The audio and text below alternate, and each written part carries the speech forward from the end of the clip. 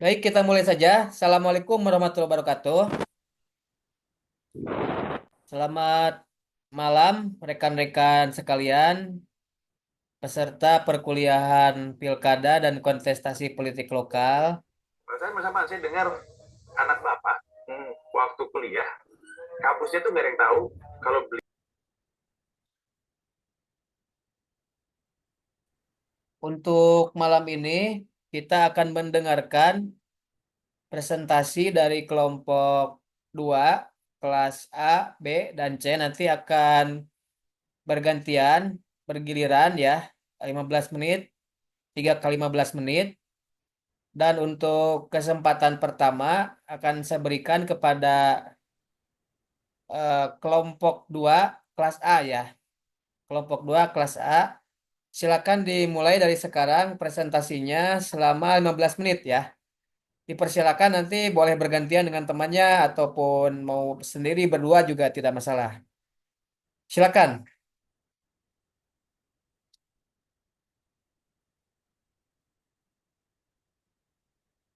Silakan dimulai saja presentasinya.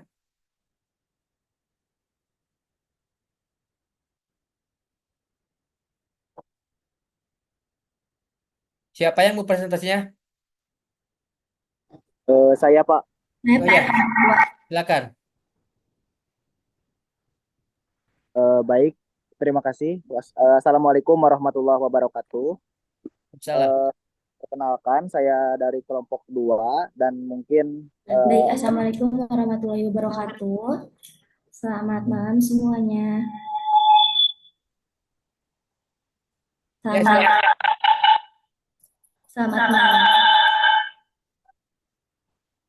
Selamat malam, Bapak dosen pengampu mata kuliah Pilkada dan juga kontestasi politik lokal, Bapak Subhan Agung.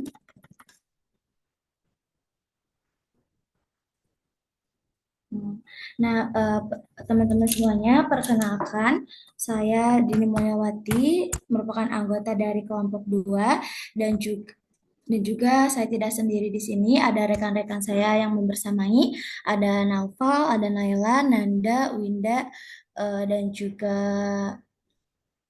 ada Dini Nordiani.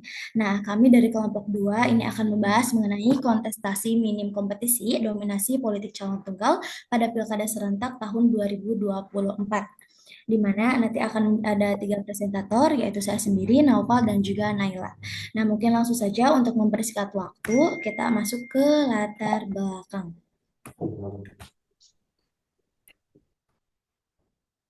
Eh,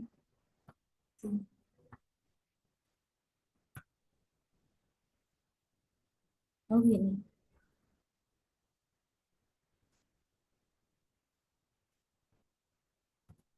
Gimana kan?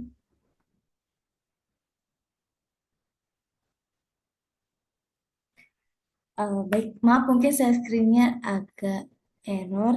Ini mungkin masuk ke latar belakang.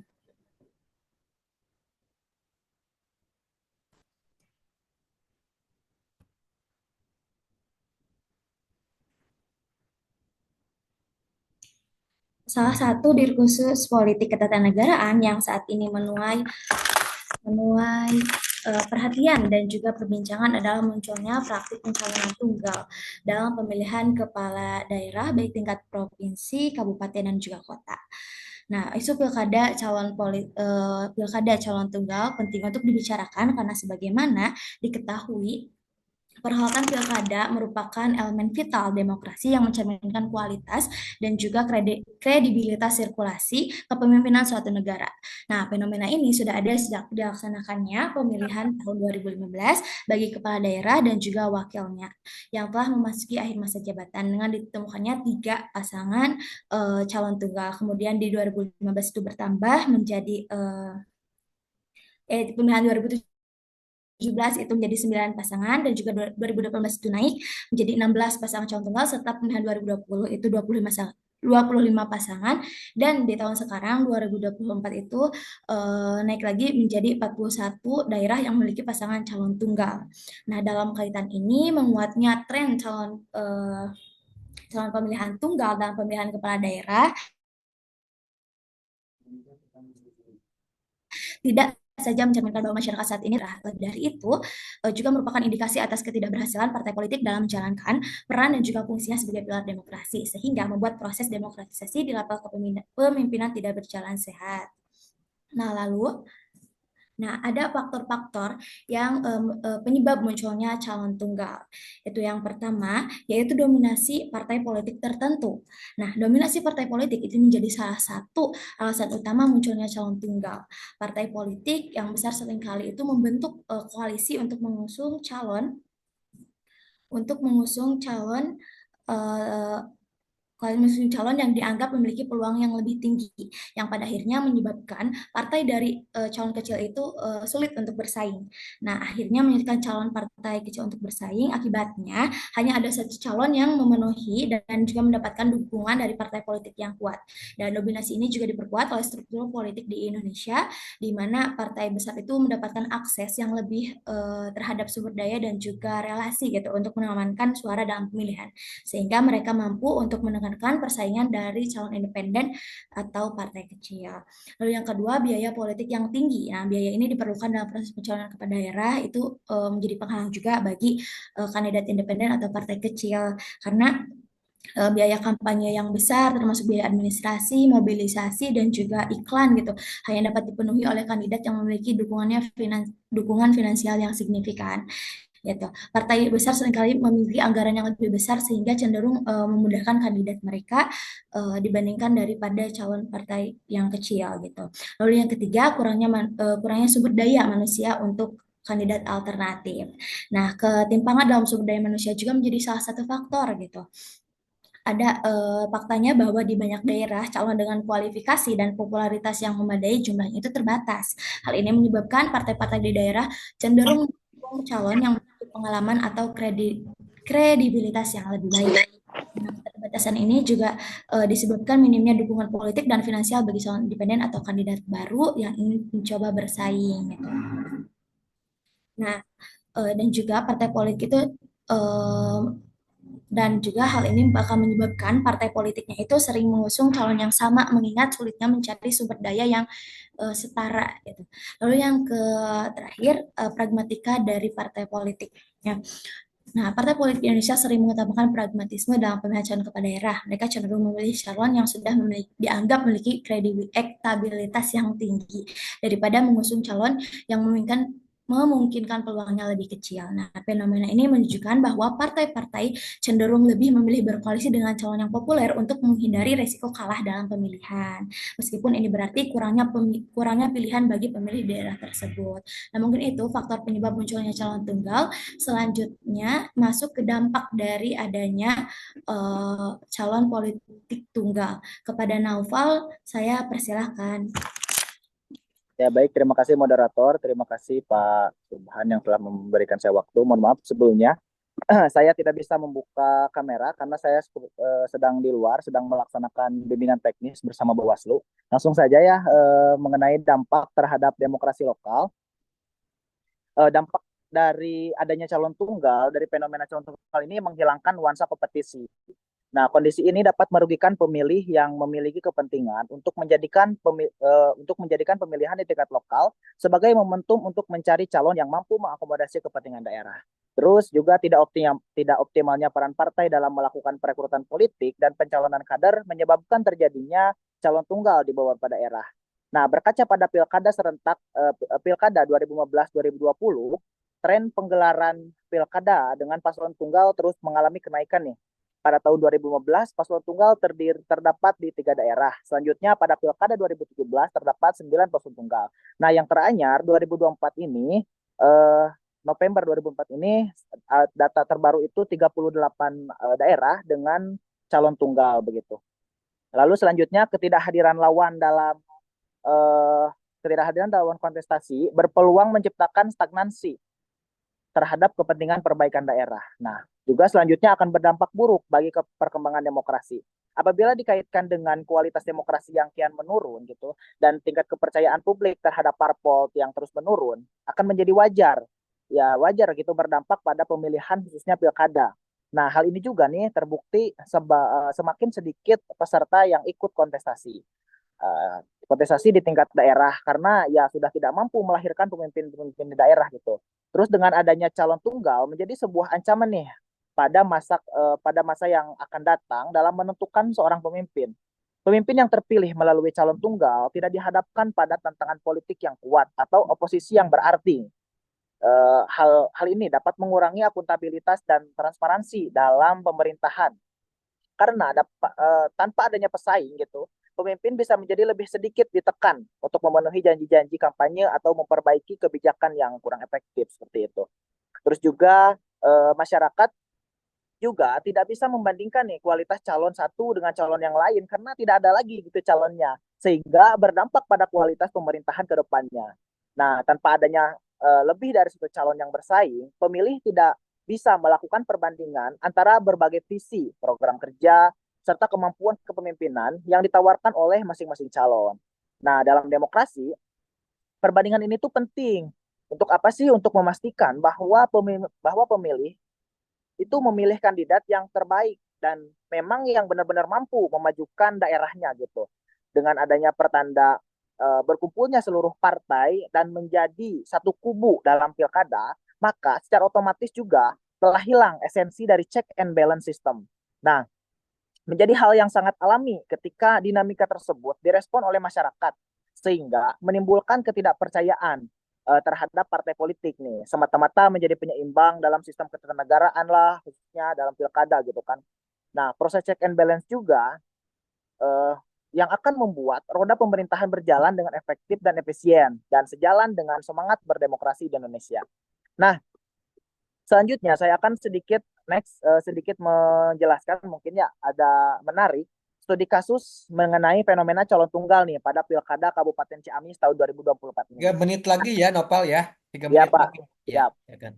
Fenomena pemilihan kepala daerah ini yang hanya memiliki calon tunggal atau melawan kota kosong kembali mewarnai konsentrasi politik di Indonesia nih seperti yang terjadi di Ciamis ini yang tadi saya katakan 38 daerah di Indonesia mengadakan pilkada dengan satu sepasangan calon atau calon tunggal. Pasangan bakal calon Bupati Herdiatyana kembali mencalonkan dirinya maju di periode kedua dengan dukungan 18 partai politik diketahui pasangan Herdiatyana ini merupakan pasangan calon tunggal yang maju Pilkada 2024. Sebanyak 18 tadi ya partai politik termasuk ke 8 parpol non parlemen ikut serta mendukung pasangan Herdiatyana. Ya kita tahu lah bahwa di Ciamis ini KPU sudah berusaha untuk melakukan perpanjangan pendaftaran namun ya tidak ada lagi gitu kan calon yang mendaftar. Mungkin sekian dari saya kembalikan kepada moderator. Baik, terima kasih untuk presentasi kelompok 2 kelas A ya, kelas A. Dan untuk pertanyaan mohon ditahan dulu ya. Silakan dicatat dulu pertanyaan-pertanyaan dari kelompok lain tentunya. Jadi kelompok 2 kelas A tidak diperkenankan untuk bertanya ya, tetapi menjawab nantinya. Menjawab. Jadi pertanyaannya silakan dicatat dulu. Kita akan lanjutkan dulu kepada kelompok 2 kelas B ya. Silakan kelompok 2 kelas B untuk men-share dulu slide-nya atau materi yang akan disampaikan. Silakan, dipersilakan untuk slide untuk share dulu.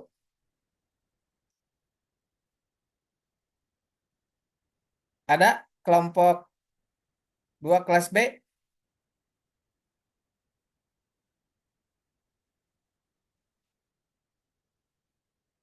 Halo, ada Ada Pak, kelompok. sebentar. Oh ya ya, ya silakan.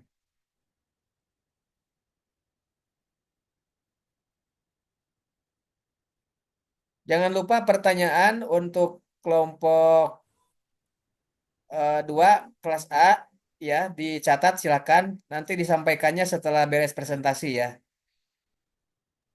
Baik, Pak.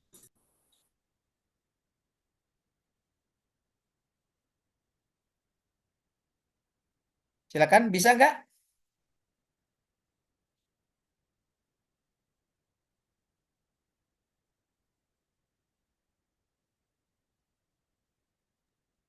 Dina, apakah bisa, Din?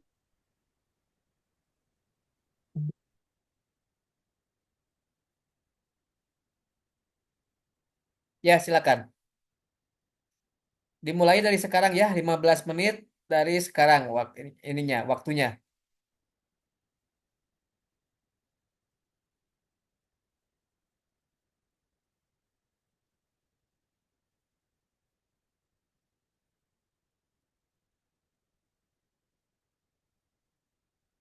Baik, Assalamualaikum warahmatullahi wabarakatuh. Waalaikumsalam. Eh, sebelum Sebelumnya saya ucapkan terima kasih kepada Bapak Subhan Agung, SIP, SIPMA, selaku dosen pembimbing pada mata kuliah kali ini. Perkenalkan, sebelumnya saya Dina Dinda sebagai moderator pada presentasi hari ini. Tentu saja saya tidak sendirian. Saya bersama rekan-rekan saya, yaitu ada Lilis, Eca, Hansa Aura, Bunga, sama Davia dan Faiza. Mungkin untuk mengefisiensikan waktu, kita langsung saja pada pemateri pertama. Pada materi pertama, saya silakan. Oke, terima kasih kepada moderator. Eh, bisa di slide-nya bisa dipindahin. Oke. Eh, yang pertama yaitu peran agama dalam kampanye gitu. Berawal dari pidato Ahok yang di dalamnya terdapat satu bahasan tentang salah satu ayat Al-Quran. Narasi yang dikeluarkan Ahok ini dianggap sudah masuk dalam kategori penistaan agama gitu kan. Nah, isu penistaan agama tersebut telah memicu gejolak besar-besaran, khususnya dari golongan Muslim. Terdapat aksi demo besar-besaran yang menuntut Ahok untuk diadili. Nah, aksi demonstrasi ini diantaranya adalah aksi 212 dan 411 yang di dalamnya terdapat banyak organisasi masyarakat Islam. Nah, momentum ini sangat dimanfaatkan oleh kubu Anies khususnya, mengingat bahwa Anies beragama Islam, sedangkan Ahok beragama Kristen, maka kubu Anies terus melakukan propaganda gitu kepada masyarakat terkait isu penistaan agama tersebut yang dilakukan oleh Ahok. Nah, salah satu tujuannya ya untuk menaikkan suara Anies dan menurunkan suara Ahok itu sendiri. Saya kembalikan kepada moderator.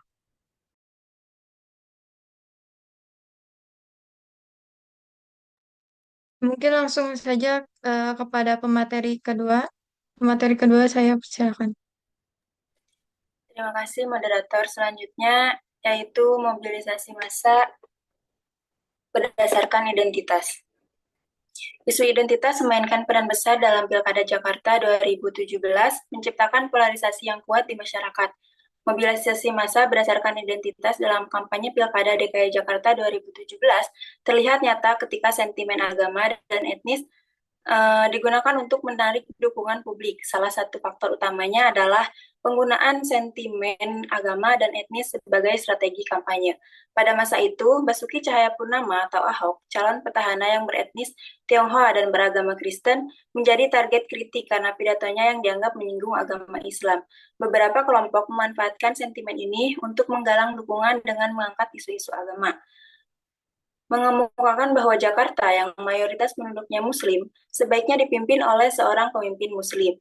Kampanye dengan sentimen agama ini berhasil menarik perhatian publik yang luas dan isu identitas agama menjadi salah satu isu utama yang terus berkembang di berbagai media dan ruang publik.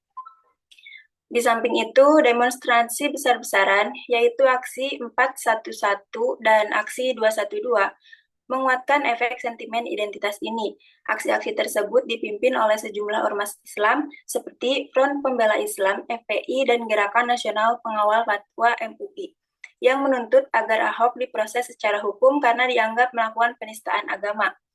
Ribuan hingga jutaan massa tumpah ruah di jalanan Jakarta dalam aksi damai ini, yang kemudian menambah ketegangan politik serta mempolarisasi masyarakat berdasarkan isu agama. Demonstrasi ini menjadi momen bersejarah yang menggambarkan kekuatan politik berbasis identitas di Indonesia. Meskipun kedua aksi ini diklaim sebagai aksi damai, Dampaknya sangat luas terhadap landscape politik di Jakarta, bahkan sampai ke nasional. Terima kasih.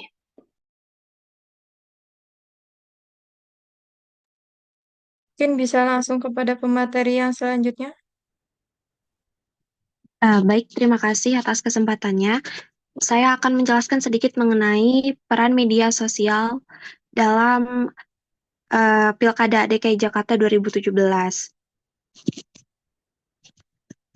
Oke, media sosial itu memiliki peran yang sangat besar dalam dunia politik, karena media sosial ini tuh banyak digunakan oleh masyarakat dan bahkan hampir seluruh masyarakat Indonesia itu memiliki media sosial. Banyak dari politikus ataupun kandidat yang mengikuti kontestasi politik itu menggunakan media sosial sebagai sarana untuk membangun personal branding yang positif, untuk menarik simpati masyarakat, untuk menyampaikan pesan politik, dan bahkan untuk menggalang dukungan dari masyarakat. Nah, selain sisi yang positif-positif itu, media sosial juga memiliki sisi yang negatif, yang digunakan misalkan untuk menyerang lawan politiknya, seperti untuk menyebarkan berita bohong atau hoax, menyebarkan ujaran kebencian, menyebarkan isu-isu sensitif, atau munculnya buzzer. Nah, dari peran-peran ini tuh selain efektif untuk mendapat banyak dukungan dari masyarakat, media sosial ini juga memiliki peran yang negatif gitu, akan mempengaruhi pemilih secara emosional dan bahkan membuat polarisasi masyarakat itu menjadi semakin tajam. Seperti dalam kasus Pilkada DKI Jakarta 2017, kasus ini tuh memiliki uh, menarik gitu di mata masyarakat, menjadi topik hangat pada masa itu karena isu-isu sensitif seperti ini tuh banyak menarik perhatian di masyarakat. Ini pun menjadi pasar bagi para media yang ada di Indonesia.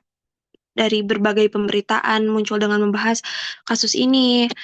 Kemudian frekuensi pemberitaan seperti ini juga menunjukkan kuatnya isu ini di masyarakat.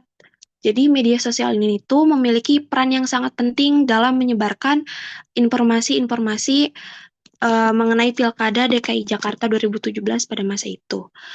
Mungkin sekian yang bisa saya sampaikan. Saya kembalikan kepada moderator.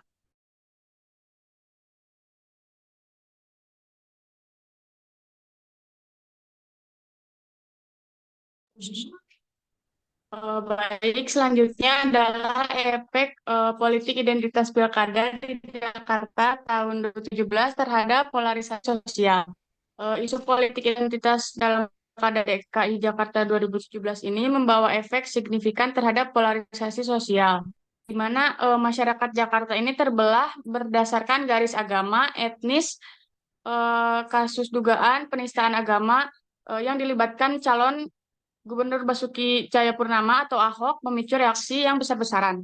Dari sini akibatnya persaingan politik yang seharusnya berfokus pada program dan kinerja bergeser menjadi pertarungan identitas yang mengintensifikan perbedaan pandangan serta meningkatkan tensi di antara kelompok masyarakat yang berbeda. Efek dari polarisasi ini tidak hanya terasa selama masa pilkada, tetapi juga berdampak kepada jangka panjang.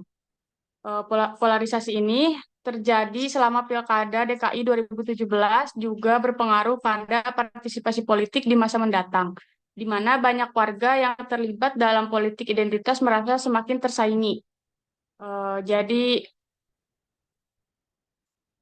proses politik resmi dengan keyakinan bahwa suara mereka tidak terwakili mengakibatkan penurunan partisipasi pemilih di kalangan kelompok masyarakat yang merasa terpinggirkan. Jadi dengan demikian, politik identitas ini telah menyebabkan polarisasi sosial yang mendalam di masyarakat. Polarisasi ini tidak hanya memecah belah berdasarkan garis agama, etnis, dan ideologi politik, tetapi juga menciptakan ketegangan yang berkepanjangan antara kelompok-kelompok masyarakat, di mana dampak panjangnya terlihat dalam penurunan partisipasi politik di kalangan kelompok yang merasa terpinggirkan, yang berpotensi mempengaruhi legitimasi pemerintahan dan stabilitasi sosial. Terima kasih, saya kembalikan kepada moderator.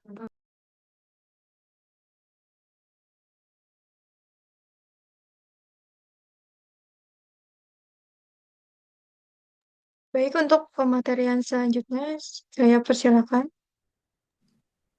Baik, saya akan menjelaskan implikasi jangka panjang. Sebelumnya, maaf, saya tidak bisa on kamera karena sedang berada di luar ruangan. Yang pertama, implikasi jangka panjang itu ada terbentuknya budaya politik identitas. Pilkada DKI Jakarta 2017 menciptakan di mana politik identitas terbukti efektif untuk memobilisasi dukungan dalam jangka panjang, dan hal ini dapat membentuk budaya politik yang cenderung mengandalkan identitas daripada isu-isu pro- problemik gitu atau kompetisi kandidat. Nah, yang kedua ada polarisasi berkelanjutan di masyarakat. Nah, polarisasi yang terjadi selama Pilkada 2017 menunjukkan bagaimana politik identitas dapat memecah masyarakat menjadi kelompok-kelompok yang terikat pada identitas tertentu, seperti agama atau etnis. Yang ketiga juga, kerentanan terhadap konflik horizontal. Nah, dalam jangka panjang, penggunaan politik identitas dapat meningkatkan kerentanan terhadap konflik horizontal, terutama di daerah yang masyarakatnya heterogen. Dan yang keempat ada menurunnya kepercayaan terhadap demokrasi atau institusi. Nah, jika politik identitas terus-menerus digunakan untuk kekuasaan, masyarakat mungkin menjadi semakin skeptis terhadap nilai-nilai demokrasi.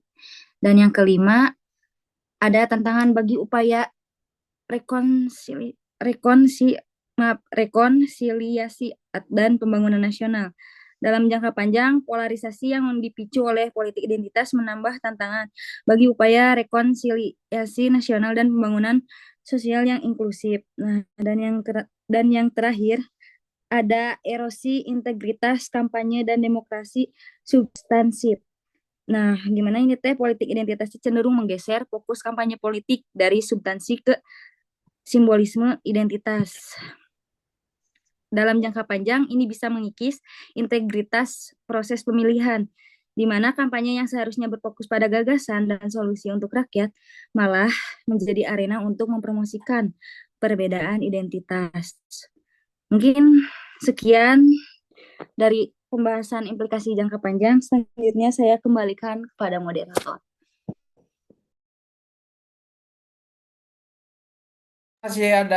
Masih ada waktu 2 menit lagi. Apa mau dilanjutkan atau cukup? Mungkin Silakan. mungkin untuk sisa waktunya saya gunakan untuk menyampaikan eh, mohon maaf, mungkin untuk waktunya saya gunakan untuk kesimpulan saja. Ya, silakan. Kesimpulannya, politik identitas itu sangat politik identitas itu sekarang itu jadi kayak sangat itu digunakan dalam contohnya itu dalam Pilkada 2017, 2019 DKI Jakarta, terutama untuk yang berbasis agama dan etnis, mobilisasi massa dan juga untuk mempengaruhi opini publik dalam kontestasi politik. Isu identitas, isu politik identitas ini membuat polarisasi sosial, memperdalam perpecahan dan juga dalam masyarakat dan juga mengalihkan fokus dari kompetensi kandidat atau masyarakat yang substansif. Nah, dalam ini juga peran media sosial itu ikut mempengaruhi untuk menggiringi opini untuk mempanjang masalah dan juga menimbulkan perpecahan sehingga hal ini tuh dapat berakibat pada eh, kurangnya kepercayaan masyarakat terhadap demokrasi dan juga partisipasi politik yang berkurang. Mungkin sekian saja.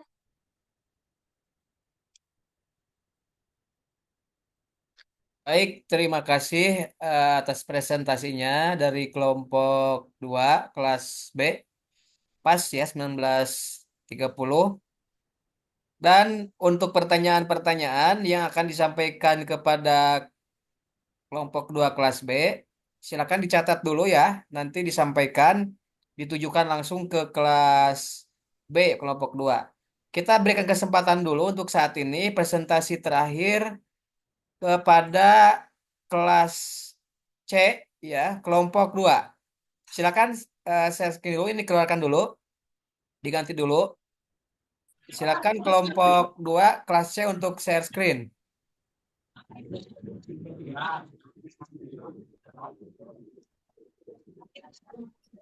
Eh,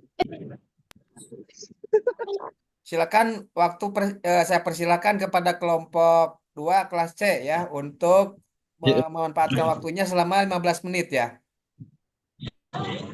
Baik, Bapak, mangga, Pak.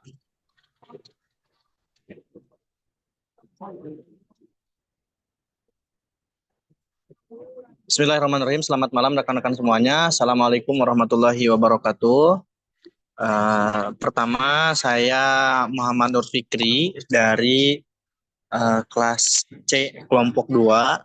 Sebelumnya saya ucapkan terima kasih kepada rekan-rekan semuanya dan juga kepada dosen pengampu atas kesempatannya untuk saya dan rekan-rekan untuk memaparkan beberapa hal berkenaan dengan politik uang. Nah, kita seringkali membahas politik uang itu, akan tetapi di sini saya membawakan lebih menjurus ke tantangan dan efektivitas regulasi menurut Undang-Undang Nomor 22 Tahun 2016. Ya, jadi Undang-Undang Nomor 22 Tahun 2016 itu adalah Undang-Undang Pilkada, ya, khususnya pasal 73. Sebelum saya lanjut, saya perkenalkan rekan-rekan saya yang lain. Ada Hasbiato Ilah Munanggar, kemudian Presliani Nurahma Putri, ya, kemudian Dea Nur Fikriani, kemudian ada Cindy Antika Dewiana dan Muhammad Farhan Hidayatullah. Ya. Bisa digeser ke slide selanjutnya, teman-teman. Oke, ini berkenaan dengan politik uang, ya, memang menjadi sesuatu yang menarik gitu ya. Bila mana dihadapkan dengan pilkada, pertama saya ataupun kita menemukan bahwa mohon maaf, ini datanya data lama di 2019 menurut LIPI. Sekarang LIPI itu sudah tidak ada. LIPI itu Lembaga Ilmu Pengetahuan Indonesia, sekarang dilebur menjadi BRIN, bahwa sekitar angka 70% pemilih itu menganggap bahwa politik uang merupakan bagian dari pemilu sendiri.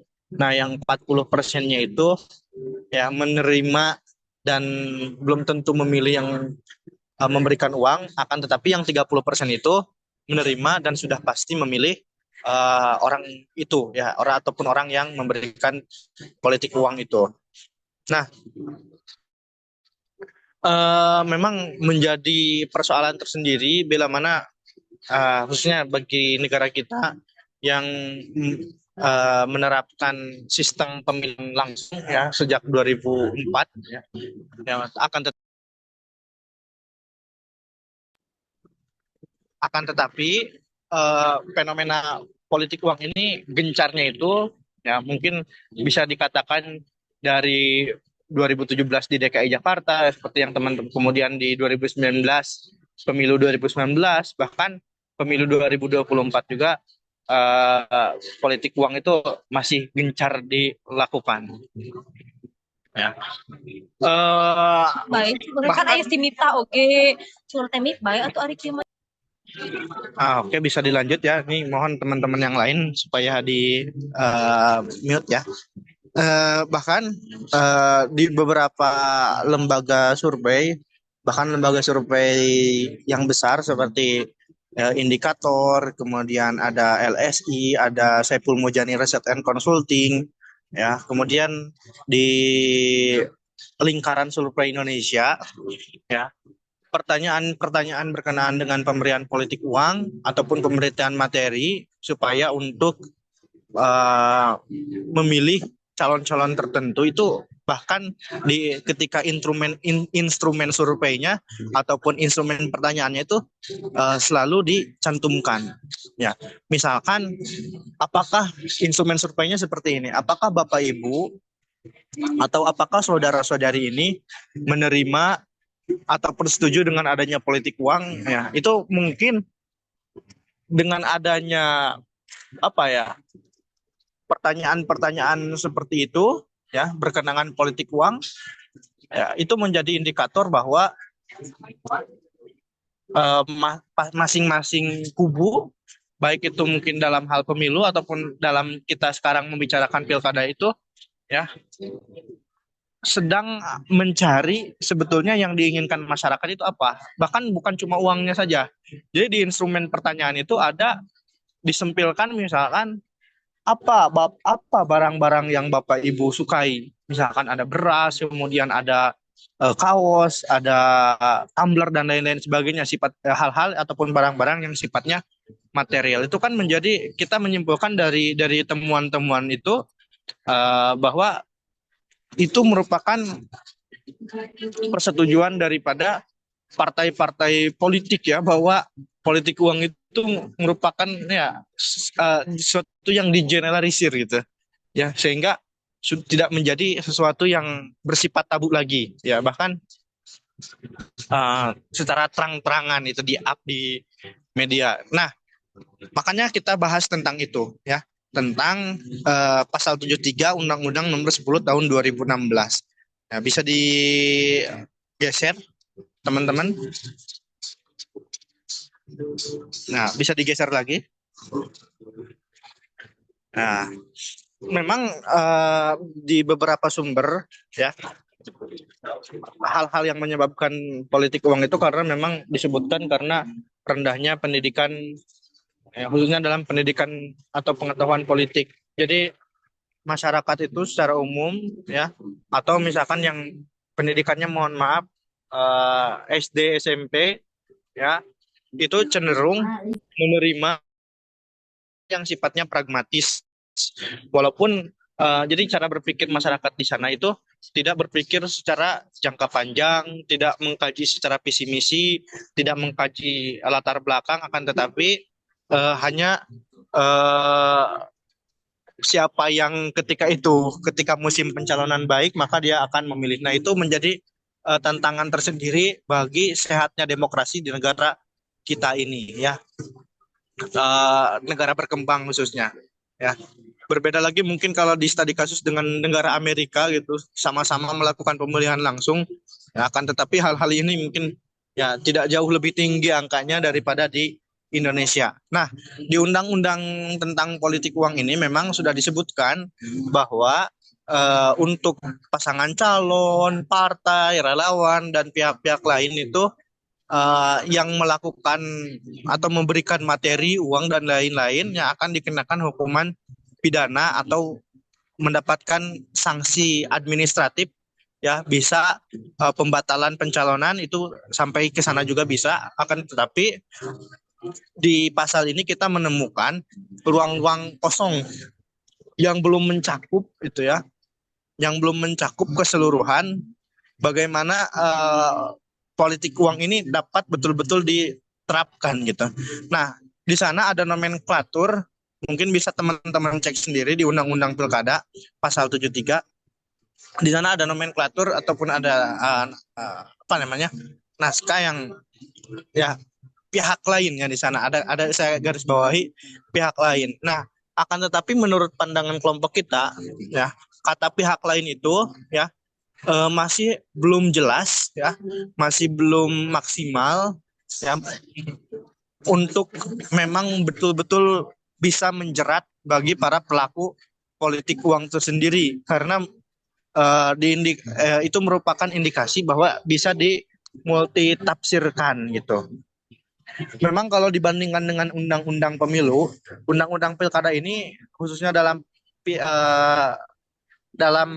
bab politik uang ini lebih galak gitu ya. Jadi kalau dibandingkan dengan undang-undang pemilu, ya, hanya calon ataupun relawan atau tim sukses yang terdaftar saja yang yang dapat dikenakan sanksi pidana, akan tetapi yang lain tidak. Nah, kalau di pilkada ini memang sudah lebih dari undang-undang pemilu, akan tetapi tetap saja ditemukan ruang-ruang kosong yang belum dimaksimalkan.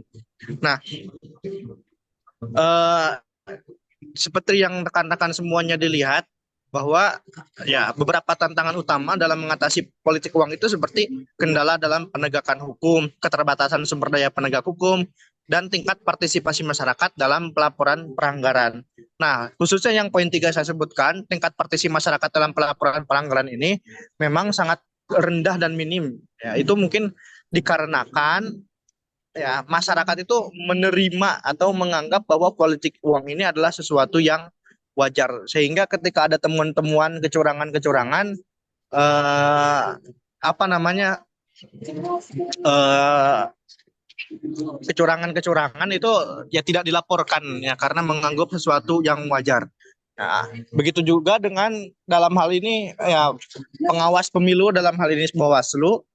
Nah, di beberapa kasus, mungkin saya sebutkan di kasus Pilkada DKI Jakarta ya, yang sekarang tahun 2024, di mana viral di media sosial itu beredar bahwa eh, salah satu katakanlah mungkin tim Ridwan Kamil dan Suswono itu ya ada indikasi bahwa menyimpan itu di suatu gudang ribuan paket sembako. Ya, video ini viral. Mohon maaf, Ya, Fikri, akan waktunya tetapi 3 menit lagi ya.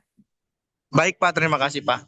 Akan tetapi ya dari pihak pengawas ataupun penyelenggara sendiri itu tidak begitu serius ditanggapi. Harusnya ya kalau ada indikasi seperti itu, penyelenggara atau pengawas pemilu itu ya betul-betul memperhatikan atau betul-betul mengcross-check akan keabsahan berita tersebut gitu. Akan sangat fatal sekali bahwa kalau itu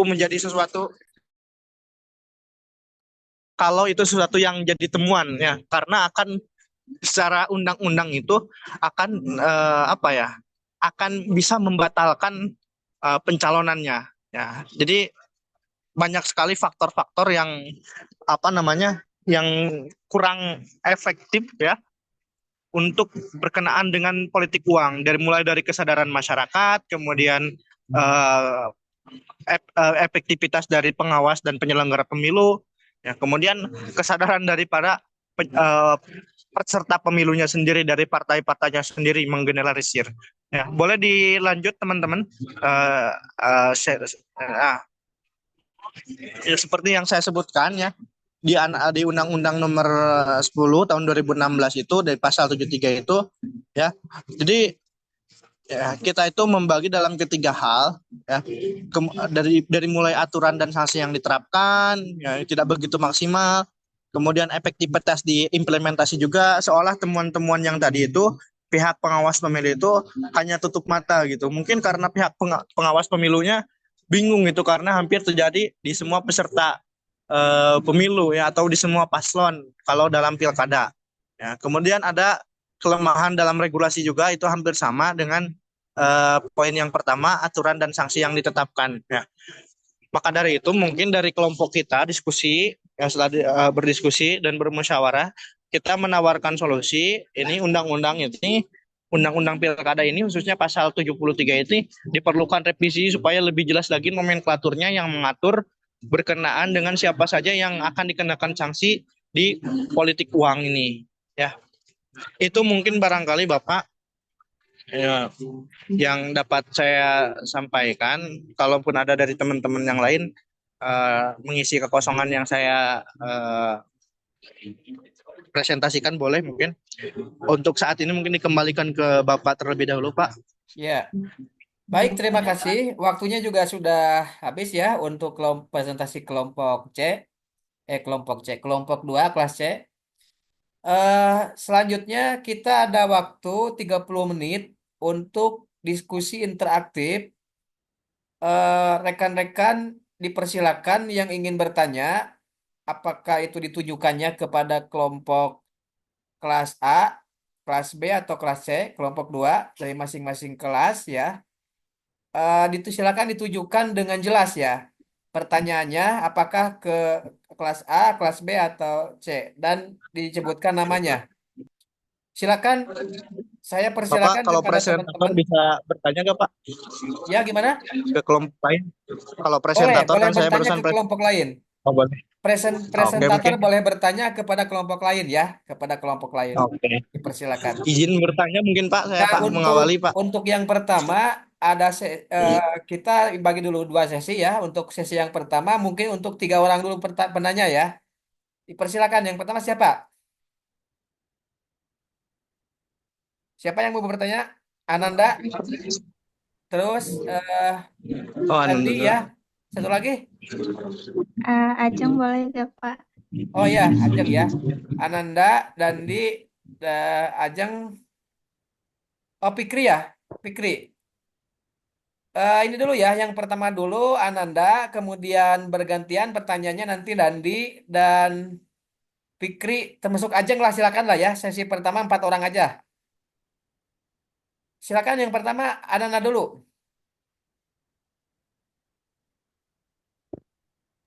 Baik, terima kasih Bapak. Mungkin mohon maaf tidak on cam dan sedikit berisi karena lagi di luar.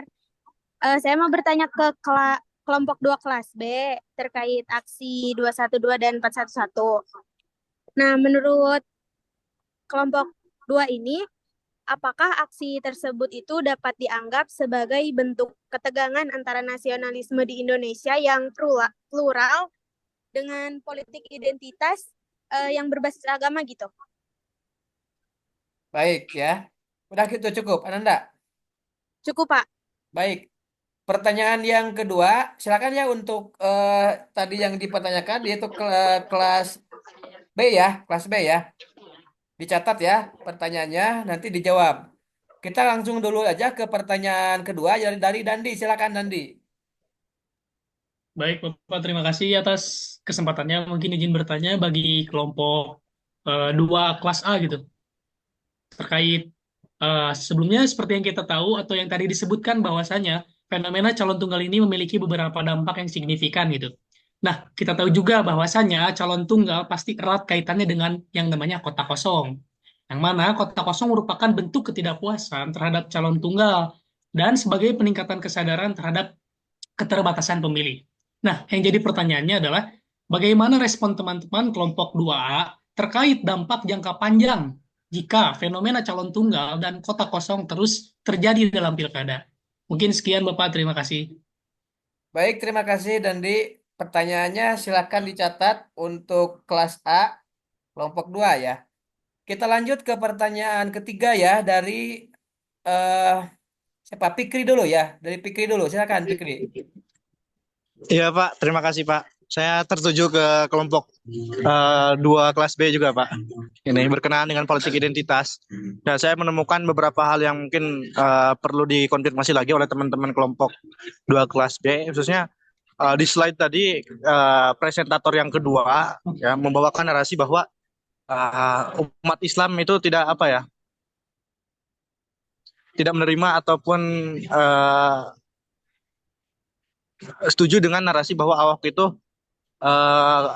menistakan agama atau setuju dengan aksi 212. Itu kan menurut saya itu sesuatu yang kurang tepat gitu dengan membawakan ataupun menggeneralisir bahwa seluruh umat Islam. Nah, waktu itu pun juga ya waktu 2017 saya masih ingat ya ketika pimpinan ketua PBNU itu adalah Kiai Haji Said Akil Sirot, bahkan ya tidak menganjurkan bahwa untuk orang-orang Nahdliyin itu untuk mengikuti aksi-aksi 411 atau 212 itu. Jadi itu mohon dikonfirmasi. Dan pertanyaan yang selanjutnya ke kelompok 2 juga itu kira-kira dengan adanya politik identitas di Jakarta itu siapa yang bertanggung jawab? Ya, apakah dari pihak calon yang terlibat ataupun ada sesuatu yang memang dari pihak lain? Baik, Pikri cukup pertanyaannya? Cukup, Tadi, Pak. tadi siapa lagi? Satu lagi ya? Ajeng, Ada Pak. Ajeng ya? Ya, Ya, silakan Ajeng. Ditujukan baik. untuk Ya, sebelumnya terima kasih banyak sudah memberikan kesempatan saya untuk bertanya. Saya mau bertanya ke kelompok kelas 2C. Kelas 2, kelompok 2C ya. Mengenai politik uang. Menurut pendapat kelompok kalian, bagaimana faktor sistemik seperti kurangnya transparansi dalam proses pemilihan ini dapat menghambat penegakan hukum terhadap praktik politik uang dalam pilkada? Nah, contohnya aja nih misalnya di daerah mana ya? Di daerah A dicontohinnya, adanya ketidakjelasan dalam proses audit keuangan kampanye, yang mana hal tersebut ini membuat sulit untuk melacak sumber dana yang digunakan oleh calon tersebut, sehingga politik uang ini terus berlanjut. Nah, saya mau minta pendapat nih dari kelompok 2C mengenai hal tersebut. Terima kasih. Baik, terima kasih pertanyaan-pertanyaan yang sangat luar biasa. Mari kita sekarang kaji ya. Pertanyaan yang pertama tadi dari Ananda dulu. Saya persilakan kepada kelompok 2 ya, kelas C untuk menjawabnya. Pertanyaan dari Ananda tadi. Persilakan.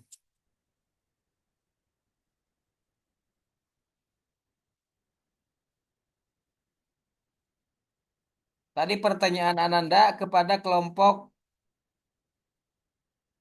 2 kelas C ya. Apakah kelompok 2 kelas C sudah dapat menangkap pertanyaannya? Boleh Pak, ada Pak, saya sudah tangkap. Oh iya ya. Ya, silakan Fikri atau dan teman-teman untuk menjawab. Baik Pak, terima kasih. Mungkin terima kasih juga Ajeng yang sudah bertanya berkenaan dengan politik uang ya. Tadi di apa namanya berkenaan dengan transparansi ya dana pemilu ini ataupun dana pilkada dan lain-lainnya. Memang transparansi dari kita itu karena pengawasannya yang apa ya yang tidak maksimal ya sehingga memberikan output yang tidak maksimal juga ya. Kalau misalkan Ajeng memberi contoh di daerah lain, mungkin saya memberikan contoh yang sedang hangat saja ya di daerah metropolitan di Pilkada DKI Jakarta saja ya. Dari ketiga paslon yang bertarung atau berkontestasi ya, itu semuanya kan melaporkan dana kampanye di awal itu ya. Akan tetapi yang kita perhatikan dana kampanye itu gak masuk akal dengan daerah metropolitan. Ya, misalkan Darmakun ya, pasangan Darmakun itu hanya beberapa juta saja untuk menjadi modal pada Pilkada DKI Jakarta. Itu kan sesuatu yang apa ya, sesuatu yang bisa dibilang mustahil ya. Akan tetapi ketika pengawas dalam hal ini Bawaslu ya menerima laporan itu hanya diiyakan saja tanpa di tindak lanjuti lebih lanjut, termasuk juga pasangan Pramono Rano Karno dan Pramono Anung, kemudian Ridwan Kamil dan juga Siswono, itu hanya tidak lebih daripada 2 miliar ya. Kalau nggak salah saya waktunya itu 1 miliar, untuk pasangan Ridwan Kamil itu hanya 1 M, dan untuk Pramono Rano itu hanya beberapa ratus juta. Nah, ini kan sesuatu yang janggal gitu. Secara logika juga secara kasar juga diperlihatkan dengan daerah yang biaya politiknya tinggi, yang dana kampanye membutuhkan mungkin bisa sampai ratusan miliar, puluhan miliar, akan tetapi di dana kampanye awal yang disetorkan itu hanya seperti itu. Nah, ini memang Ajeng yang menjadi masalah tersendiri ya bagi kita, termasuk yang saya atau yang kita sampaikan tadi. Jadi untuk politik uang itu ya, pertama mungkin harus sadar dulu masyarakatnya, ya kemudian juga harus tegas pengawasannya, dan yang paling penting itu adalah dari peserta atau dari partai tersebut, ya tidak membiasakan atau tidak memberikan kesempatan untuk hal-hal yang seperti itu. Jadi bersaingnya secara sehat, yang diadu itu adalah gagasan, kemudian visi misi, kemampuan, skill dan lain-lain, bukan bagaimana mempengaruhi dengan sifatnya yang material. Ya, jadi saya simpulkan bahwa selama pengawasannya seperti ini ya, implementasi daripada undang-undang tentang pilkada ataupun kepemiluannya seperti ini, maka politik uang akan terus terjadi. Mungkin barangkali itu Pak. Ya, termasuk tadi dari Ananda ya. Dari Ananda ke kelas C bukan ya tadi ya? Saya ke kelas B, Pak. Oh, ke kelas B ya, tapi betul ya. Silakan kelas B untuk menjawab pertanyaan dari Ananda, termasuk juga pertanyaan dari Fikri ya, ke kelas B ya. Tadi eh, pertanyaan dari Fikri tadi mengenai politik identitas ya, mengenai politik identitas tentang respon umat Islam, menerima atau tidak, atau tidak setuju. Silakan ditanggapi ya. Pertanyaan dari Ananda dan Fikri ke kelas B tadi. Silakan kelas B. Baik, izin menjawab yang pertanyaan Ananda ya, Pak. Ya, silakan. Jadi, aksi 212 dan 411 itu bisa dilihat sebagai bentuk ketegangan antara nasionalisme Indonesia yang pluralis dan politik identitas berbasis agama. Indonesia yang berlandaskan Pancasila menjunjung tinggi pluralisme dan toleransi. Namun, dalam praktiknya politik identitas ini kadang digunakan untuk kepentingan tertentu, seperti aksi yang Ahok dan menunjukkan bagaimana sentimen agama dapat dipolitisasi bagi sebagian orang. Jadi ini tuh adalah bentuk kebebasan beragama, tetapi di sisi lain juga dipandang sebagai politik identitas yang bisa mengganggu prinsip keberagaman gitu, Pak.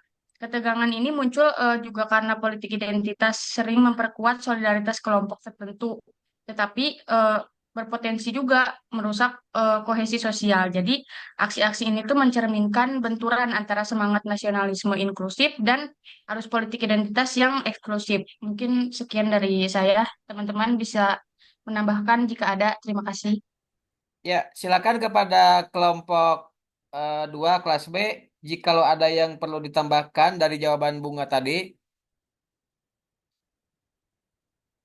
atau kalau tidak, mungkin ada feedback dari yang bertanya, yaitu Ananda dan Fikri terhadap jawaban dari Bunga, dipersilakan. Dari saya cukup, Pak. Oh ya, cukup ya, Ananda. Dari Fikri silakan.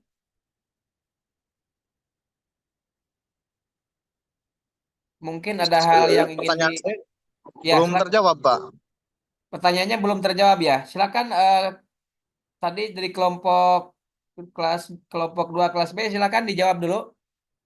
Pertanyaan Fikri tadi belum terjawab. Mungkin takutnya belum paham, Pak. Izin mengulangi, Pak. Silakan, silakan. Jadi maksud saya bertanya itu ataupun saya menanggapi itu, saya keberatan gitu dengan narasi yang disampaikan seakan-akan seluruh umat Islam itu yang melakukan atau menyetujui aksi 212 atau 411 gitu. Bahkan ada beberapa dari kalangan umat Islam termasuk dalam hal ini PBNU ketika 2017 itu bahkan tidak menganjurkan untuk 212 dan 411 walaupun banyak di kalangan bawah di grassroots itu akar rumput ya tidak sama dengan apa yang dikatakan dari pimpinannya atau di ketua PBNU-nya. Nah, jadi saya ingin dari kelompok 2 kelas B itu ya mungkin bisa mengoreksi gitu berkenaan dengan umat Islam. Jadi jangan sampai dicantumkan umat Islam seluruhnya gitu di slide itu. Ya saya juga waktu itu tidak setuju dengan itu. Ya, tapi dengan narasi ataupun dengan pemilihan kata umat Islam secara keseluruhan yang ditampilkan oleh teman-teman kelas B seakan-akan saya juga ataupun yang tidak setuju juga ikut setuju gitu seakan-akan seluruh umat Islam di Indonesia waktu saat itu gitu Pak. Ya. Ya, baik.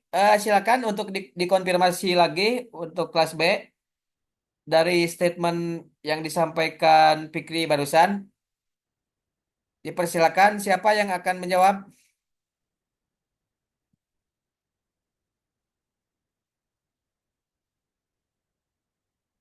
Kelas B, iya, halo.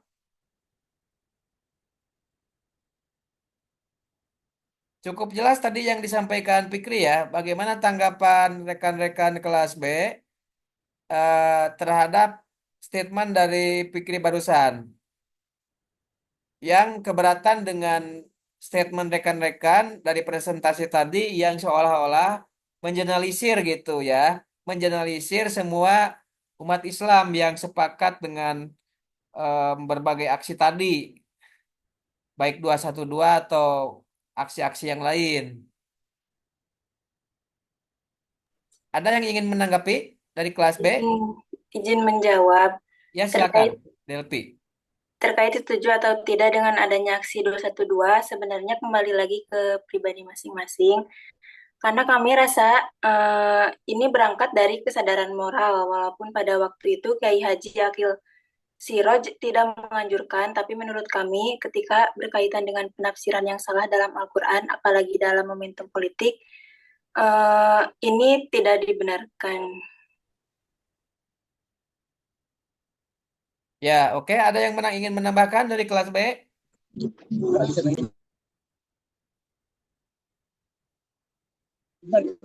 Saya Atau tanggapi Bang, Pak. Ya, silakan Fikri. Jadi kalau misalkan apa namanya jawabannya dikembalikan kepada moral, ini cukup menyinggung juga Pak. Ya, seakan-akan yang tidak setuju dengan gerakan tersebut ya tidak bermoral. Ya, ini kan apa namanya PBNU tersendiri kan adalah ormas dengan massa yang sangat besar, ya bahkan terbesar di Indonesia, lebih besar daripada ormas-ormas lainnya.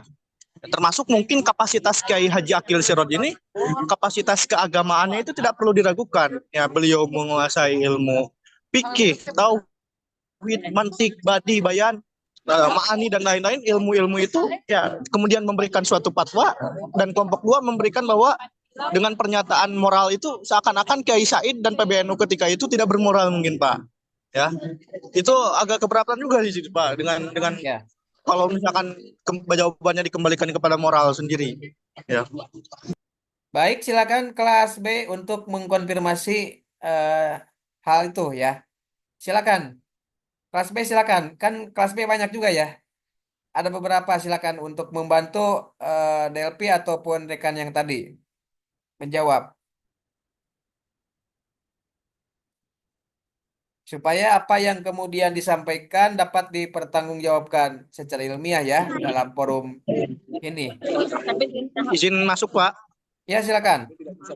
Jadi yang saya inginkan itu adalah dari teman-teman kelompok 2B itu ya mencabut pernyataan bahwa umat Islam seluruhnya gitu. Tinggal ditambahkan kata sebagian saja, mungkin itu sudah selesai bagi saya gitu.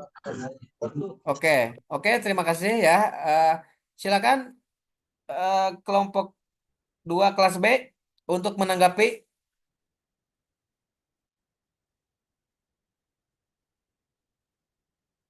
Halo, kelompok 2 kelas B silakan untuk menanggapi apakah sesuai dengan yang disampaikan Fikri atau mungkin ada argumen yang lain. Silakan.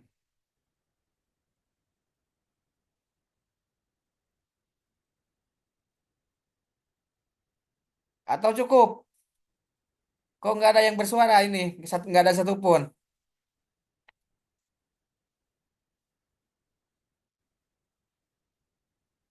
Halo? Baik, sambil menunggu kelas B, ya, kita akan berikan dulu kesempatan untuk pertanyaan Dandi ya, menjawab pertanyaan Dandi yang disampaikan kepada kelompok 2 kelas A ya, mengenai bagaimana tanggapan dari kelompok 2 kelas A dampak jangka panjang dari eh, calon tunggal itu yang notabene melawan kota kosong ya. Nah, dipersilakan untuk menjawab ya, untuk menjawab dari pertanyaan Dandi. Kelompok 2 kelas A. Saya Oke, harapkan Pak. untuk menjawab secara taktis ya, karena kita juga waktu terus berjalan ya. Dipersilakan. Eh,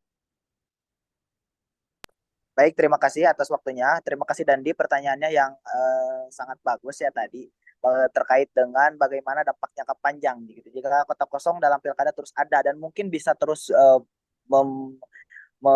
apa namanya banyak gitu ya, terus terjadi peningkatan dalam keadaan kota kosong ini. Nah, dikhawatirkan kota kosong ini tuh bisa dalam referensi yang beberapa referensi saya baca juga, mungkin anggapan dari saya pribadi itu dikhawatirkan akan munculnya anggapan bahwa tidak perlu lagi itu adanya pilkada yang dipilih secara langsung gitu.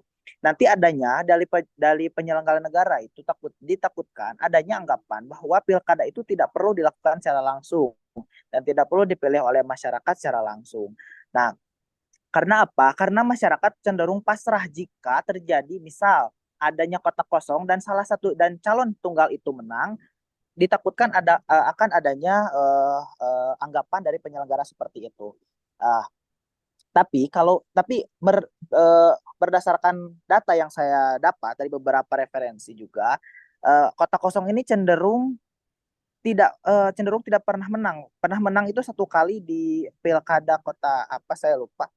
Eh, Pernah menang satu kali dan itu pun digugat ternyata Kakak oleh. ayo lagi oh. Nah, terus adanya calon tunggal ini juga dapat berdampak pada legitimasi kepemimpinan. Jika dapat menimbulkan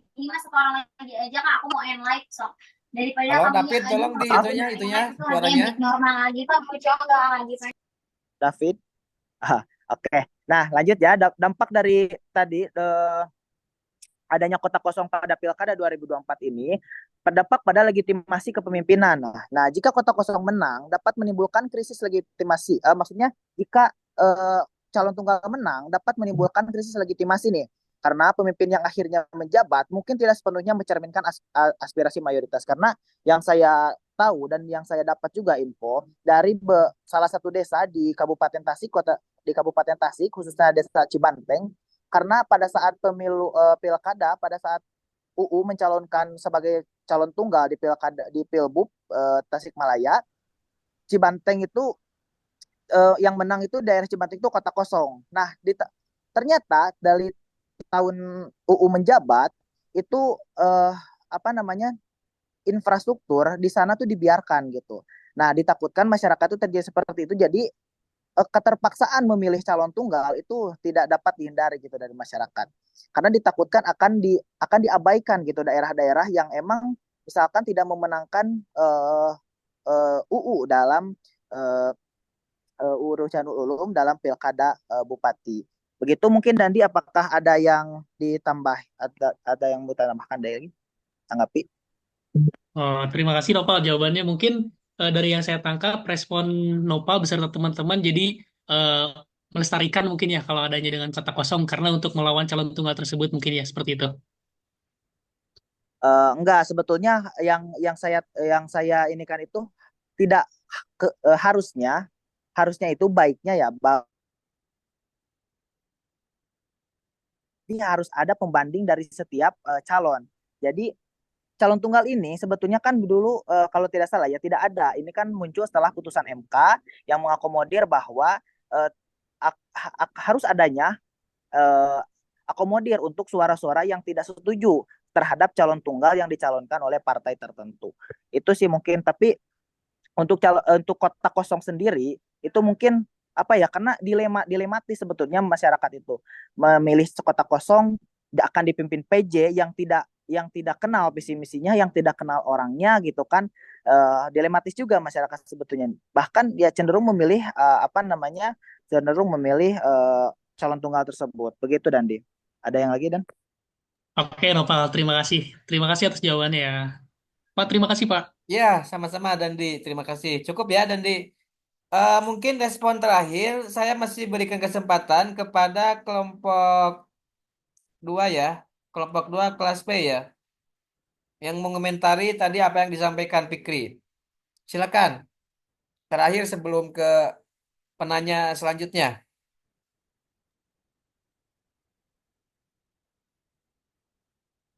Sebelumnya saya mau meminta maaf ya sebagai perwakilan dari kelompok 2 kelas B.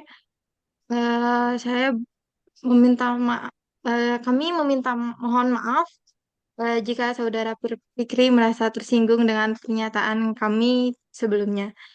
Namun di sini saya ingin mengkonfirmasikan bahwasanya pada pematerian kedua dari kami itu tidak ada yang menyebutkan seluruh umat Islam.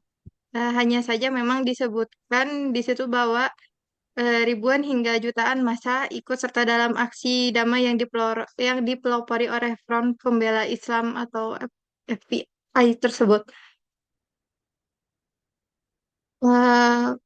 Mungkin dari pembelaan kami mungkin cukup dicukupkan. Apakah saudara Fikri? Silakan Fikri. Cukup ya atau gimana? Cukup mungkin Pak ya. Mohon maaf tadi mungkin agak ini Pak. Baik, terima kasih ya rekan-rekan sekalian. Kita buka sesi selanjutnya, masih ada waktu. Silakan, siapa yang akan bertanya? dan kepada kelompok mana? 1 Eliza. Ada lagi? Baik Eliza, silakan disampaikan pertanyaannya kepada kelompok berapa. Silakan. Terima kasih atas kesempatan yang diberikan kepada saya untuk bertanya. Saya ingin bertanya kepada kelompok 2 kelas A berkaitan mengenai calon tunggal di pilkada. Sebenarnya saya membaca artikel itu bahwa terkait dengan kotak kosong pilkada ini diatur dalam KPU nomor 13 tahun 2018 ya. Nah, yang ingin saya tanyakan itu apakah tadi kan menyebutkan juga kotak kosong ya? Apakah mekanisme kotak kosong yang diatur dalam Undang-Undang Pilkada sebenarnya mampu gitu mencerminkan kehendak rakyat? Ataukah mekanisme tersebut itu malah justru memunculkan masalah baru terkait legitimasi pemerintahan daerah? Kemudian sejauh mana mekanisme ini melindungi prinsip-prinsip demokrasi? Terima kasih, Pak. Baik, pertanyaan yang luar biasa. Apakah masih ada pertanyaan yang lain sebelum diberikan kepada kelompok 2A untuk menjawab? Baik, belum ada respon. Saya persilakan dulu kepada kelompok 2 kelas A untuk menjawab pertanyaan dari Eliza ya. Oke, terima kasih Eliza. Sangat bagus ya pertanyaannya. Mungkin saya coba tanggapi dengan apa anggapan saya begitu ya. Nah, itu pun kenapa sebetulnya ada kotak kosong. Nah, kotak kosong ini muncul pada gugatan masyarakat kepada MK dan kemudian disetujui, diakomodir oleh MK mengenai suara-suara masyarakat, suara-suara warga negara yang tidak setuju dengan adanya calon tunggal ataupun dengan pencalonan tunggal ataupun dengan calon dari pilkada begitu ya. Nah, uh, kotak kosong ini juga sebetulnya uh, cara yang pas sebetulnya dari berbagai macam cara mungkin ya dianggap sebagai cara yang pas untuk merepresentasikan uh, kelompok oposisi begitu bisa kita sebut seperti itu, kelompok-kelompok yang tidak setuju dengan salah satu calon ataupun calon tunggal tersebut. Namun yang tadi saya katakan masyarakat juga itu sebenarnya dilematis ketika dihadapkan dengan calon tunggal dan kotak kosong. Kenapa? Karena dikhawatirkan gitu ya kotak kosong itu apa namanya eh, jikalau menang kota kosong itu kan akan pilkada akan ditunda dan dilakukan tahun depan dan 1 tahun tersebut dipimpin oleh PJ atau pejabat baik itu bupati, wali kota maupun gubernur. Nah, ketika calon paslon ataupun calon tunggal menang itu mungkin agak kalau menurut saya ya, ada sedikit keterpaksaan begitu ya terkait dengan kemenangan tersebut. Lepas itu dari berbagai macam hal gitu kan. Karena ya tidak ada pilihan lagi gitu kan mau milih apa. Kalau milih kota kosong kita juga tahun depan ya tadi ditakutkan kalau misalkan daerah hanya satu daerah yang ternyata menang kota kosong dan daerah lain ternyata mayoritas itu calon tunggal yang menang, kemudian akan dikhawatirkan yang terjadi seperti di Desa Cibanteng di Kabupaten Tasik seperti itu. Mungkin itu salah satu bentuk anggapan dari saya ataupun ya argumen dari saya mungkin L seperti itu Eliza. Baik, terima kasih Nopal. Eliza, silakan ada tanggapan atau bagaimana? Izin Pak, Ya, silakan. berarti kalau misalnya kotak kosong ini tidak menang gitu, itu kan akan diulang lagi di pilkada tahun depan. Berarti ini memunculkan masalah baru begitu ya Nopal, terkait legitimasi pemerintahan daerahnya. Nah, kalau kota kosong menang justru yang yang kota kosong menang ini justru kan pilkadanya yang diulang bukan kota kosong yang kalah gitu. Karena ketika calon tunggal menang, nah just itu ya calon tunggal gitu yang masuk ke dalam pemerintahan gitu yang masuk jadi kepala daerah itu ya bisa jadi bisa memunculkan masalah baru gitu ya, terkait dengan hal tersebut. Ya kalau calon tunggal yang kalau apa namanya kota kosong menang ya itu dilematis kembali PJ-nya siapa yang akan memimpin gitu kan. Masyarakat juga bingung dan lain sebagainya. Itu mungkin Eliza. Silakan, gimana Eliza? Baik Pak, dari saya dicukupkan. Terima kasih Nopal atas jawabannya. Cukup dimengerti. Baik, terima kasih. Apa masih ada pertanyaan satu lagi? Apa masih ada pertanyaan dari rekan-rekan? Satu pertanyaan lagi. Baik ya, karena tidak ada pertanyaan yang disampaikan, alhamdulillah dari kelompok 2, baik kelas A, kelas B, dan kelas C sudah mempresentasikan hasil kajiannya di kelompok masing-masing.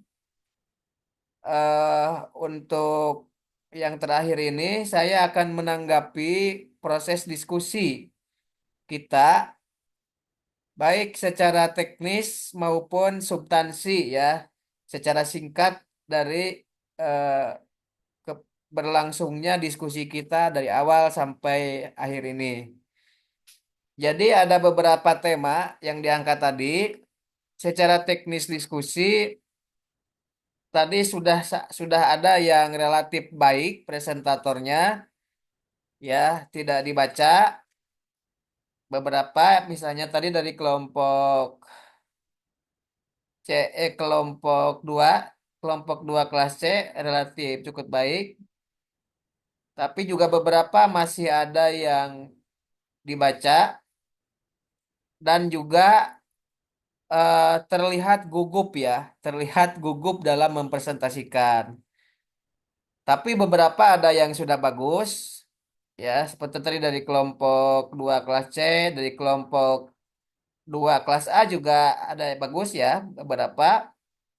Dan yang lainnya masih perlu untuk diasah lagi, masih perlu untuk belajar lagi ya, tidak apa-apa lah ya, tidak apa-apa. Saya mengkritisi saja supaya ada perbaikan. Tapi saya memberikan apresiasi yang luar biasa kepada rekan-rekan yang sudah mau untuk mempresentasikan di forum ilmiah ini. Jadi ini walaupun Zoom meeting ya, kelas ini adalah kelas formal. Forumnya forum ilmiah, tentunya berbeda ya menyampaikan sesuatu ide, gagasan dalam forum ilmiah.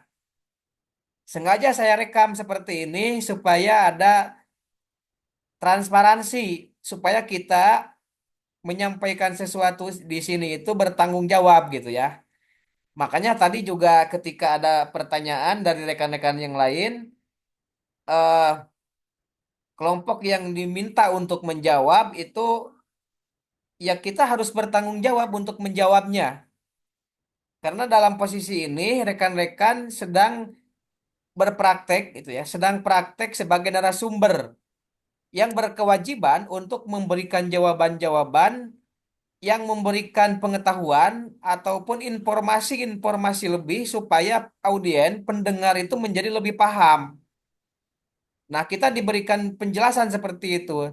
Termasuk juga tadi ya, misalnya statement-statement dari penanya yang seharusnya dijawab oleh narasumber, ya dijawab, diklarifikasi kalaupun ada kesalahpahaman dari para audien, itu kemudian dijawab ya, dijawab, diberikan argumen-argumen yang dapat meyakinkan ataupun memberikan informasi yang menyeluruh, pengetahuan yang mendalam. Dan biasanya narasumber itu ketika ada feedback atau respon dari audien itu ya tidak banyak berpikir yang apa namanya loading ya, tapi spontanitas saja. Nah, memang seharusnya aktivitas-aktivitas seperti ini itu memberikan pemahaman-pemahaman ataupun ilmu pengetahuan di dalam presentasi ini memang bukan persoalan mudah ya. Kita harus banyak belajar. Jadi ketika kita menjadi presentator, maka bayangannya itu kita sebagai presentator itu memiliki pengetahuan yang lebih dibandingkan para audien. Sehingga pertanyaan-pertanyaan yang diberikan oleh para audien dapat secara spontan, apapun pertanyaan itu, selama itu terkait dengan tema yang kita bawakan, maka kita berkewajiban untuk menjelaskan ataupun memberikan pemahaman yang holistik ya, pemahaman yang menyeluruh terhadap berbagai pertanyaan tersebut dan dijawab dengan jawaban yang meyakinkan dan penuh dengan argumen. Kalau forum ilmiah harus seperti itu. Kalau forum ilmiah. Jadi setiap pertanyaan harus tuntas dijawab ya. Sebaiknya tuntas dijawab di dalam forum itu. Nah, tadi beberapa ada kelompok saya tidak sebutkan tadi ya, ada saja kalau nggak salah kelompok B ya, kelas B yang kurang yakin gitu ya, kurang yakin terhadap statementnya, seolah-olah jadinya ditekan oleh audien gitu ya, ditekan oleh harusnya kelompok B tadi, kelompok B harus bisa menjelaskan kenapa keluar statement ataupun tidak keluar statement seperti itu, bagaimana alasannya, apa argumentasinya, sehingga audien bisa menerima.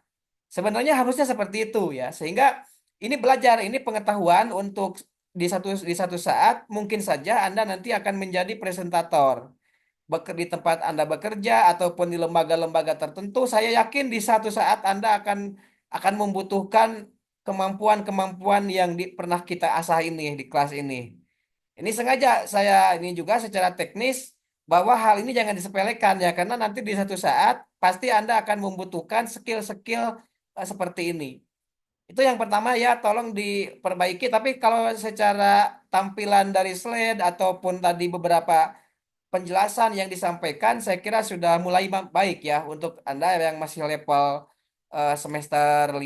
Saya kira udah cukup lumayan lah gitu. Walaupun perlu ada perbaikan-perbaikan ya. Itu sambil jalan nanti saya kira di berbagai kuliah juga akan diasah ya.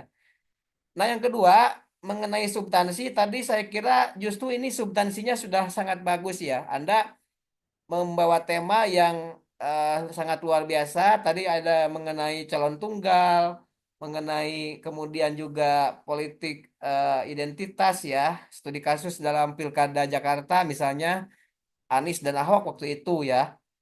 Kemudian juga ada yang menjelaskan mengenai ataupun membawakan tema mengenai politik uang dalam pilkada ya. Tinjauan Undang-Undang nomor 10 ya itu ya, kalau nggak salah ya. Undang-Undang nomor 10 tahun 2016. Ini tema-tema yang sangat menarik. Bahkan yang calon tunggal, kalau calon tunggal saya pernah menjadi pelaku sejarah ya calon tunggal Tasikmalaya. Tadi juga banyak berkembang berbagai pertanyaan mengenai eh, apa itu dampak calon tunggal untuk jangka waktu yang sangat panjang ataupun juga bagaimana calon tunggal ini apa jaminannya ya terhadap prinsip-prinsip demokrasi tadi seperti yang ditanyakan oleh Eliza, saya kira bagus ya. Tapi juga saya apresiasi juga kepada jawaban-jawaban yang disampaikan oleh Nopal ya tadi. Nopal kelompok berapa tadi ya? Nopal kelompok ya calon tunggal ya kelompok A. Jawaban-jawabannya sangat bagus, analisisnya juga terlihat bahwa Nopal cukup menguasai gitu ya. Cuman sayang tidak di ini juga tidak disambung oleh teman-teman yang lainnya. Jadi yang dominannya hanya Nopal ya tadi dalam menjawab pertanyaan-pertanyaan dari rekan-rekannya. Jadi tadi kan banyak persoalan ya yang sebenarnya perlu dikaji lebih dalam. Misalnya bagaimana kualitas pilkada calon tunggal terhadap prinsip-prinsip atau jaminan terhadap prinsip-prinsip demokrasi. Kemudian juga walaupun di undang-undang sudah dikatakan bahwa kalau yang menang itu kota kosong, maka nanti akan dilakukan pemilihan ulang selama setahun kemudian. Dan sebelumnya diangkat pejabat ya, pejabat sementara. Nah, ini kan juga menimbulkan masalah baru ya, masalah baru terhadap demokrasi apa namanya kepemimpinan gitu ya. Di sisi lain juga pilkada calon tunggal itu juga biayanya mahal ya karena seolah-olah ada dua pasangan calon padahal si calon yang satu melawan kota kosong gitu ya. Melawan kota kosong seperti dulu Pak Ruzhanul Ulum dan Ade Sugianto melawan kota kosong ya. Waktu itu saya mengurusi pemilunya pilkadanya itu masih komisioner KPU Kabupaten Tasik. Pelaku sejarah saya waktu itu ya. Nah, termasuk juga tadi mengenai politik uang ya, politik uang yang walaupun sudah ada undang-undangnya di dalam pilkada, tetapi politik uang ini seperti tidak ada habisnya gitu.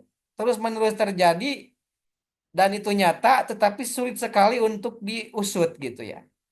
Nah, ini seharusnya tadi dipertajam ya dalam pertanyaan-pertanyaan dan didiskusikan lebih mendalam lagi. Tapi saya kira tadi beberapa pertanyaan sudah cukup tajam dan juga dijawab oleh Fikri tadi dan kawan-kawan ya di kelas C, menjawab mengenai politik uang itu dan juga masalah politik identitas ya.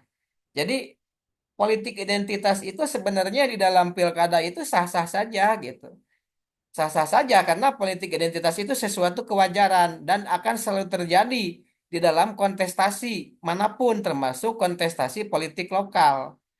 Namun yang tidak wajar itu kemudian ketika cara-cara itu ya menafikan ya moralitas, menafikan juga apa hal yang lebih besar lagi.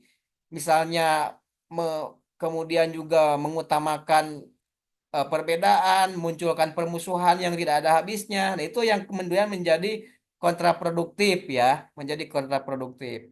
Memang dalam Pilkada Jakarta itu sangat kental nuansa politik identitas keislaman golongan tertentu tentunya ya, keislaman golongan tertentu.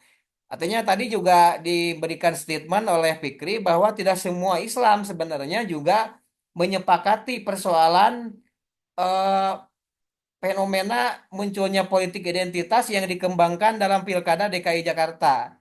Saya kira juga mayoritas Islam juga tidak tidak terpengaruh ya sebenarnya dalam oleh kondisi-kondisi seperti itu gitu. Kalau misalnya kita melihat memang ada demo 212, ada demo-demo selanjutnya, itu kan juga saya kira tidak sepenuhnya umat Islam semua sepakat seperti itu gitu ya. Bahkan juga eh, di dalamnya ada dari berbagai kalangan saya kira walaupun ada orang NU di sana tapi kan secara struktural NU tidak memberikan apa namanya dukungan secara organisatoris terhadap gerakan-gerakan seperti itu ya.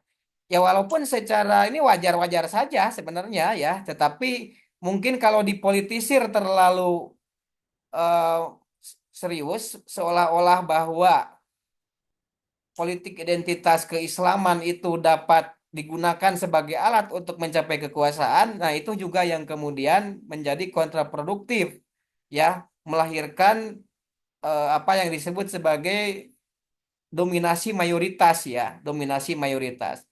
Jadi jangan sampai kemenangan harusnya kemenangan Anies waktu itu pun dipengaruhi oleh praktek-praktek politik identitas yang tidak fair jadinya gitu ya, yang tidak fair. Jadi ada sedikit kesalahan dari Ahok misalnya juga kesalahan itu kemudian diangkat terus-menerus.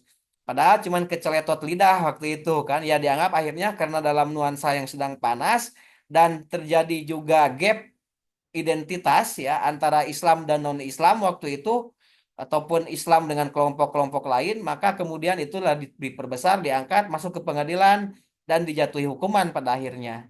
Nah, itu. Dan itu juga terjadi ketika Ahok di putaran pertama itu memenangkan pilkada, kemudian karena tidak mencapai 50% plus satu ya, maka kemudian diadakan putaran kedua dan akhirnya Anies lah yang memenangkan pilkada Jakarta waktu itu setelah ada beberapa kasus yang menimpa Ahok.